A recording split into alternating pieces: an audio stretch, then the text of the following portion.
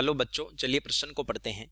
जब प्रोपेनेल NaOH की उपस्थिति में 2 मेथिल प्रोपेनेल के साथ क्रिया करता है तो 4 विभिन्न उत्पाद बनते हैं। अभिक्रिया कहलाती है। 4 विकल्प दिए, सही विकल्प का पता करना है। तो चलिए प्रश्न की मुख्य अवधारणा पे बात करते हैं। अवधारणा देखिए, एल्डोल संघनन क्रियाविधि है। वे कार्बोनिल यौगिक जो अल्फा हाइड्रोजन परमाणु रखते हैं तनु NaOH के साथ एल्डोल संघनन दर्शाते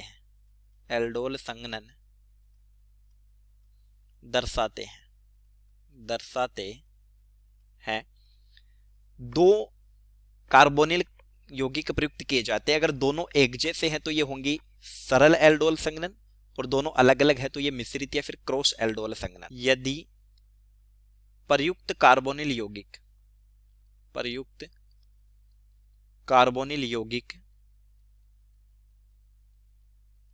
अलग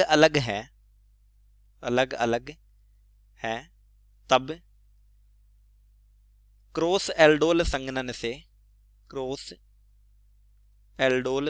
से विभिन्न 4 उत्पाद बनते हैं। प्रश्न में 2 अलग अलग कार्बोनिल यौगिक काम में लिए हैं, तो चलिए समझते हैं इस अभिक्रिया को। एक लिया है प्रोपेनेल। पहले दोनों प्रोपेनेल को लेते हैं और अभिक्रिया करवाते हैं। CH3 CH C द्विबंध OH plus ये दूसरा प्रोपेनेल अणु है C द्विबंध OH CH2 CH3। अभिक्रिया होती है तनु NaOH, ये देगा OH- क्षार है। देखिए, कार्बोनिल कार्बन का संकरण होता है sp2, 3 सिग्मा बंध है। इससे जुड़े हुए इस कार्बन का संकरण है sp3, तो ये है अल्फा कार्बन, और अल्फा कार्बन से जुड़ा हुआ हाइड्रोजन होगा अल्फा हाइड्रोजन अम्लीय प्रकृति का है, अम्लीय। तो ये क्या करेगा, OH- के साथ जुड़ जाएगा। तो यहां से जब H+ निकलेगा, H+, तो इस कार्बन पर आ जाएगा ऋणावेश, यानी ये बन गया कार्बेनाइन। बना कार्बेनाइन दूसरे प्रोपेनेल अणु के कार्बोनिल कार्बन से जुड़ेगा, तो ये बंध के इलेक्ट्रॉन ऑक्सीजन पर आ जाएंगे ऋणावेश के रूप में, और H+ जो है वो फिर से किसके साथ जुड़ जाएगा, O- के साथ जुड़ जाएगा। तो हम एक साथ उत्पाद को देखते हैं। ये बना CH3 CH, यहां पर उपस्थित है CHO समूह है। इस कार्बन से हाइड्रोजन निकला था और ये कार्बेनाइन बनने के बाद जुड़ गया कार्बोनिल कार्बन पर। O- था, H+ जुड़ने से OH बन गया। यहां पर था हाइड्रोजन CH2 CH3। इस यौगिक में OH समूह एल्कोहल और एल्डिहाइड दोनों है, तो इसको बोला जाएगा एल्डोल। अब क्या करते हैं, जब एल्डोल को गर्म किया जाता है, हीट दी जाती है, तो अल्फा कार्बन, वो कार्बन जिससे CHO जुड़ा होगा वो अल्फा होगा, और इससे अगला कार्बन बीटा होगा।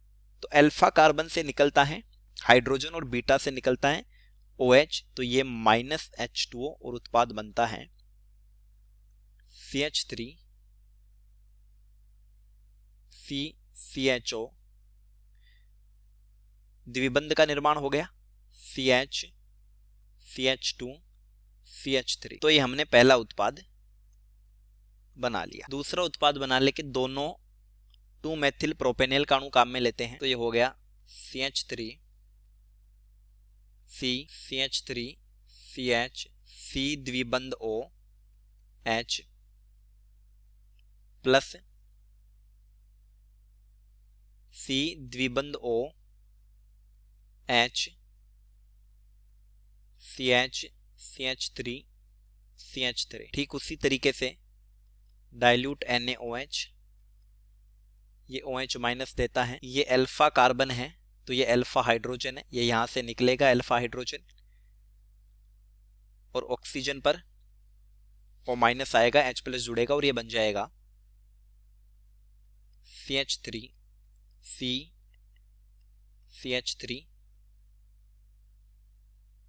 यहां पर उपस्थित है CHO, ये जुड़ गया COH H CH CH3 CH3। यहां से गर्म करेंगे -H2O, तो इस कार्बन से OH जाएगा और इससे अगले कार्बन से इस बार H बाहर निकलेगा, तो ये बन जाएगा CHO CH3 CH3 CH द्विबंध CH3 CH3। तीसरा उत्पाद बनाते हैं, ये काम में लेते हैं CH3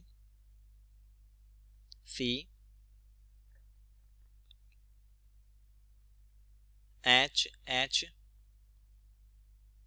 CHO प्लस एक अणु काम में लेते हैं 2 मेथिल प्रोपेनेल का, C द्विबंध O H CH CH3 CH3। तो वही सीधा उत्पाद तैयार करते हैं, पहले NaOH डाइल्यूट और फिर गर्म करते हैं, तो ये बनेगा। उसी प्रक्रिया से ये हो गया हमारा अल्फा हाइड्रोजन और ये द्विबंध के इलेक्ट्रॉन ऑक्सीजन पर, तो ये बन जाएगा CH3C CH3 CH CH द्विबंध C CH3 CHO। चौथा उत्पाद होगा, ये हो जाएगा CH3 CH